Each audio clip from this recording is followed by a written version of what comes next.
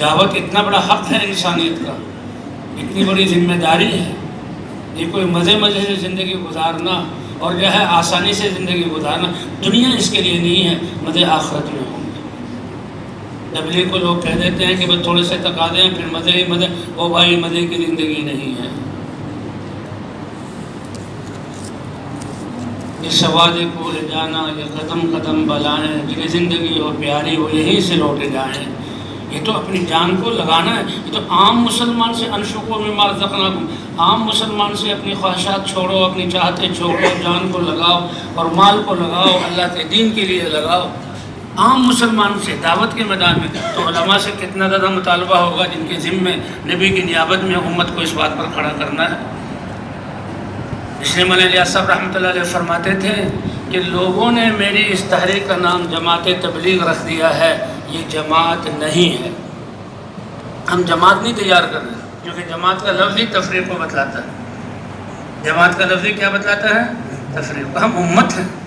وَلْتَكُن مِّنكُمْ أُمَّةٌ يَدْعُونَ إِلَى الْخَيْرِ كُنتُمْ خَيْرَ أُمَّةٍ أُخْرِجَتْ لِلنَّاسِ، پوری امت کو بحیثیت امت اللہ نے دعوت والے کام کے لیے چنا۔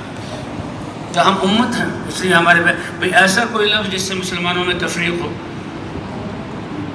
یہ حکومتوں والے، یہ سیاستوں والے یہ ڈرتے رہتے ہیں کہ بھئی یہ کوئی دین میں جو آگے بڑھ رہے ہیں کہ ہم سے حکومت نہ لے لیں۔ مولانا الیاس صاحب رحمۃ اللہ علیہ کے پاس اس طرح کچھ سیاسی لوگ آئے، کہا اگر میں کر سکتا تو اپنے دل کو چیر کر تمہیں دکھا سکتا تھا کہ ذرہ برابر طلب بھی تمہاری حکومت کی نہیں ہے، ذرہ برابر طلب بھی۔ لا اسألکم علیہ اجرا ان اجری الا علی اللہ۔ تم کیا دو گے؟ تمہارے پاس کیا ہے؟ تمہاری کیا حیثیت ہے؟ جس دین کو لے کر آیا ہوں اس ایمان کے ساتھ مسلمان کا ایک سبحان اللہ ساری بادشاہتوں سے، تسبیحۃ المؤمن خیر من ملک آل داود، تمہاری یہ چیزیں کیا ہیں؟ فرمایا چیر کے دکھا سکتا ہوں، ذرا برابر طلب نہیں۔ یہ کسی پر تنگ نہیں ہے، یہ ایک واقعہ ہے۔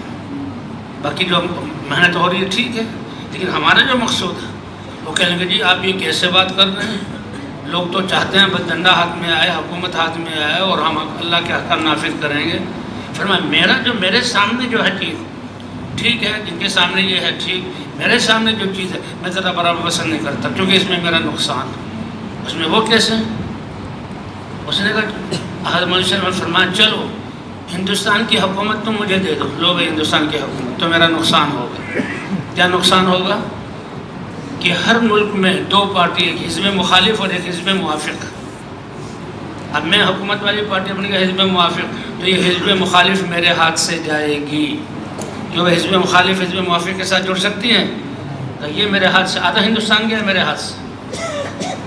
اور پھر دنیا بھی دو حصوں میں تقسیم ہوگی، کچھ حکومت ہند کے موافق ہوں گے اور کچھ دوسرے بلاک میں ہوں گے، تو آدھی دنیا کی تمہیں مبارک ہو یہ حکومت جس سے آدھی انسانیت میرے سامنے تو ساری انسانیت اور قیامت تک آنے والی نسلیں ہیں، کیوں میرے نبی کی نبوت اور رسالت اور دین اور محنت جو ہے پوری انسانیت کے لیے ہے۔